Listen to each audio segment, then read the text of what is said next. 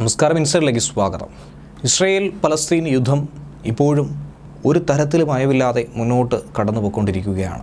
Israel സൈന്യം ഓരോ ദിവസം കഴിയുന്തോറും പലസ്തീൻ്റെ ഹമാസിൻ്റെ പ്രധാനപ്പെട്ട നീക്കങ്ങളൊക്കെ തന്നെ തടയിടുന്നുണ്ട്, അതിനെയൊക്കെ പ്രതിരോധിക്കുന്നുണ്ട്. അവർക്ക് മേൽ വിജയം നേടാനുള്ള എല്ലാ നീക്കങ്ങളും അവർ നടത്തുകയാണ്. പ്രധാന തലയായിട്ടുള്ള യഹ്യാ സിൻവറിന് വേണ്ടിയിട്ടുള്ള വേട്ടയാടൽ തന്നെയാണ് ഇപ്പോൾ ഇസ്രായേൽ നടത്തിപ്പോരുന്നത്. പ്രധാനമായും പറയേണ്ട രണ്ട് വിഷയങ്ങൾ. ഒന്നെന്ന് പറയുന്നത് ഹമാസിൻ്റെ വലിയൊരു സാമ്രാജ്യം തന്നെയാണ് ഇപ്പോൾ ഇസ്രായേലിനെ നശിപ്പിക്കാനായി കഴിഞ്ഞിരിക്കുന്നത്, അത് പണത്തിൻ്റെ രൂപത്തിൽ. മറ്റൊന്നെന്ന് പറയുമ്പോൾ ഹൂതികളെ വേട്ടയാടിക്കൊണ്ട് ബ്രിട്ടനും അമേരിക്കയും കളത്തിലിറങ്ങുന്ന മറ്റൊരു സംഭവം.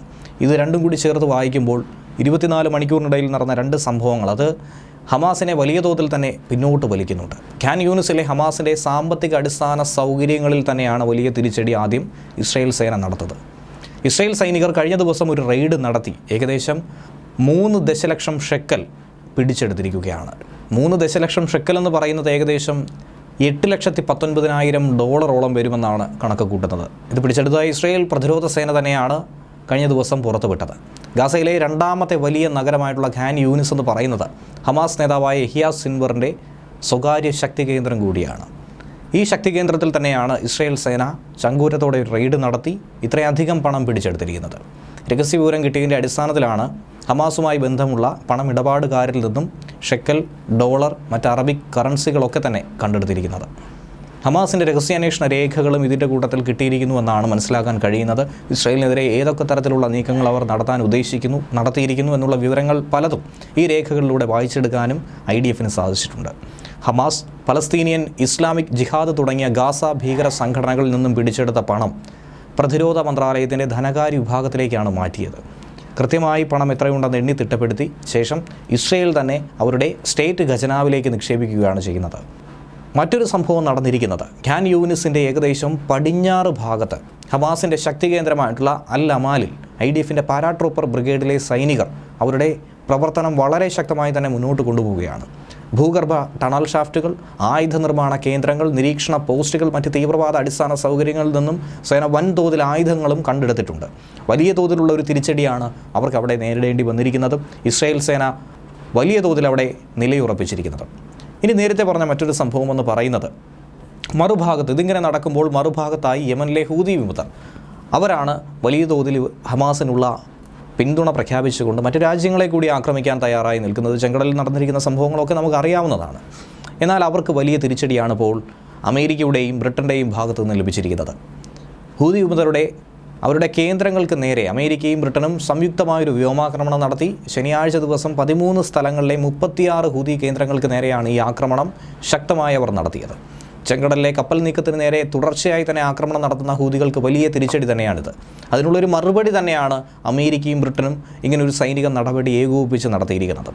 ജനുവരി 28-ന് ജോർദനിലെ US സൈനിക താവളത്തിന് നേരെ ഉണ്ടായിട്ടുള്ള ആക്രമണത്തിന് വലിയ തിരിച്ചടി അമേരിക്ക നൽകിയിരുന്നു. തൊട്ടു പിന്നാലെ ഈ സംഭവം ഉണ്ടായിരിക്കുന്നു. ആദ്യം മുന്നറിയിപ്പും മറ്റ് നിർദ്ദേശങ്ങളും നൽകിയെങ്കിൽ പോലും അതിന് പുല്ലുവില കൽപ്പിച്ചതിന് പിന്നാലെയാണ് അടിക്ക് തിരിച്ചടി എന്ന രീതിയിലേക്ക് അമേരിക്കയും UK-യും ഇറങ്ങിയിരിക്കുന്നത്. ഇറാൻ റവല്യൂഷണറി ഗാർഡുമായി ബന്ധമുള്ള ഇറാഖിലെയും സിറിയയിലെയും ഒക്കെ തന്നെ കേന്ദ്രങ്ങൾ ഒരുമിച്ച് തന്നെയാണ് ആക്രമിച്ചത്. അങ്ങനെയാണ് അമേരിക്ക ചുട്ട മറുപടി നൽകിയിരിക്കുന്നത്. തൊട്ടു പിന്നാലെ തന്നെ യമനിലെ ഹൂതി കേന്ദ്രങ്ങൾക്ക് നേരെയും ആക്രമണം ഘടിപ്പിച്ചു. ആഗോള വ്യാപാരത്തെയും നിരപരാധികളായ ഒട്ടനവധി നാവികരുടെയും ജീവനെ അപകടത്തിലാക്കുന്നതിനുള്ള നീക്കങ്ങളാണ് ഹൂതികൾ നടത്തിയിരിക്കുന്നത്. ഒട്ടനവധി കപ്പലുകളെ ആക്രമിക്കാനായി ഇവർ നോക്കി. പല രാജ്യങ്ങൾക്കും പല വ്യവസായികൾക്കും ഇതിൻ്റെ ഭാഗമായി നാശനഷ്ടങ്ങൾ സംഭവിക്കുകയുണ്ടായി. ഈ ഹൂതികളുടെ ശേഷി തകർക്കലാണ് പ്രധാനമായും ഈ ആക്രമണത്തിലൂടെ ലക്ഷ്യമിട്ടിരിക്കുന്നതെന്നും തൊട്ടു പിന്നാലെ അമേരിക്കയും ബ്രിട്ടനും പറയുന്നുണ്ട്. ഹൂതികളുടെ ആയുധ സംഭരണ കേന്ദ്രങ്ങൾ, മിസൈൽ സംവിധാനങ്ങൾ, വ്യോമ പ്രതിരോധ സംവിധാനങ്ങളൊക്കെ തന്നെ തകർത്തെറിയുക എന്ന ലക്ഷ്യം മാത്രമാണ് അമേരിക്കയ്ക്കും ബ്രിട്ടനും ഉള്ളത്. ഇത് തന്നെയാണ് അവർ നടത്തിയിരിക്കുന്നത്. ചെങ്കടലിൽ ഇനി മേലാൽ കപ്പലുകളെ ആക്രമിക്കാനായി ഹൂതികൾ തയ്യാറെടുക്കരുത്. അങ്ങനെ ഒരു തയ്യാറെടുപ്പ് നടത്തിയാൽ ഈ ആക്രമണം അവർക്കൊരു ഓർമ്മപ്പെടുത്തലായിരിക്കണമെന്ന് മുന്നറിയിപ്പ് നൽകിയിട്ടുണ്ട്. കപ്പലുകളെ ആക്രമിക്കാൻ സജ്ജമായി നിന്ന് 6ഓളം ഹൂതി കപ്പലുകൾക്ക് നേരെയും ശനിയാഴ്ച അമേരിക്ക ആക്രമണം നടത്തിയിരുന്നു. ഇങ്ങനെ ചെങ്കടലിൽ ഇറങ്ങി കളിക്കാൻ തുടങ്ങുന്നതിന് മുൻപ് തന്നെ തിരിച്ചടി നൽകി പ്രതിരോധിച്ച് അവരെ നിലംപരിശാക്കുകയാണ് ചെയ്തിരിക്കുന്നത്. നവംബർ മുതൽ തന്നെ പല ആക്രമണങ്ങളാണ് ഹൂതികൾ ചെങ്കടലിൽ നടത്തിയിട്ടുള്ളത്. ഒട്ടനവധി കപ്പലുകളെ, പ്രധാനമായും അമേരിക്കയുടെയും ബ്രിട്ടൻ്റെയും, എന്തിനേറെ പറയുന്നു ഇന്ത്യൻ ബന്ധമുള്ള കപ്പലുകളെ പോലും ആക്രമിക്കാൻ ഹൂതികൾ തയ്യാറെടുത്തിരുന്നു. പലതവണ ഇന്ത്യയും കനത്ത മുന്നറിയിപ്പ് നൽകിയിരുന്നു. ഗാസയിലെ പലസ്തീനികളെ പിന്തുണയ്ക്കുന്നു എന്നതിൻ്റെ ഭാഗമായിട്ടാണ് ഇസ്രയേലുമായി ബന്ധമുള്ള, ഇസ്രയേലിലേക്ക് പോകുന്നതോ വരുന്നതോ അതിൻ്റെ പേരെങ്കിലും കേൾക്കുന്നതോ രീതിയിലുള്ള ഏതെങ്കിലും രാജ്യങ്ങളുടെ കപ്പലുകളെ അവർ ആക്രമിച്ചു കൊണ്ടിരിക്കുന്നത്. അതൊന്നും തന്നെ അംഗീകരിക്കാൻ കഴിയുന്ന ഒരു വസ്തുതയല്ല. അതേസമയം ഇപ്പോഴത്തെ ആക്രമണത്തിൽ ഗാസയിൽ 4 മാസമായി തുടരുന്ന ഈ യുദ്ധത്തിൽ ഏകദേശം 17,000-ഓളം കുട്ടികളാണ് അനാഥരായിരിക്കുന്നത്.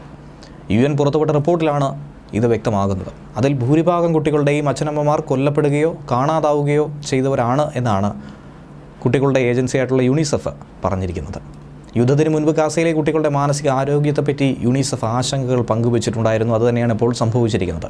5 ലക്ഷത്തിലധികം കുട്ടികളെങ്കിലും പലതരത്തിലുള്ള മാനസിക പിന്തുണ വേണ്ടവരാണെന്നാണ് യൂണിസെഫ് പറയുന്നത്. 17,000-ഓളം കുട്ടികൾ അനാഥരായിരിക്കുന്നു എന്നുള്ളത് ഏകദേശ കണക്ക് മാത്രമാണ്.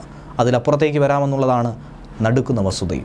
നിലവിലെ സാഹചര്യത്തിൽ നിന്നും കിട്ടിയിരിക്കുന്ന കണക്കുകളിൽ നിന്നുമാണ് ഇക്കാര്യം പറയാൻ കഴിയുന്നത്. വ്യക്തത വരുത്തുന്നതിൽ അധികൃതർ വലിയ ബുദ്ധിമുട്ട് നേരിടുന്നുണ്ട്. അത് കണ്ടെത്താൻ പൂർണ്ണമായും ഇതുവരെയും കഴിഞ്ഞിട്ടില്ല. സ്വന്തം പേര് പോലും പറയാൻ കഴിയാത്ത തരത്തിൽ കുട്ടികളെ അത് ബാധിച്ചിരിക്കുന്നു എന്നതാണ് യാഥാർത്ഥ്യം.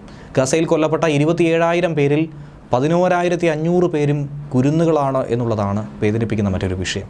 യുദ്ധം തുടങ്ങിയതിന് ശേഷം ഗാസയിൽ യൂണിസെഫും അനുബന്ധ സംഘടനകളും 40,000 കുട്ടികൾക്കാണ് മാനസിക പിന്തുണയ്ക്ക് വേണ്ടിയിട്ടുള്ള എല്ലാവിധ സഹായ സഹകരണങ്ങളും നടത്തി പോരുന്നത്. ഇങ്ങനെയുള്ള വിഷയങ്ങളാണ് ഇപ്പോൾ പുറത്തു വന്നുകൊണ്ടിരിക്കുന്നത്. ന്യൂസ് ഡെസ്ക് മലയാളി വാർത്ത.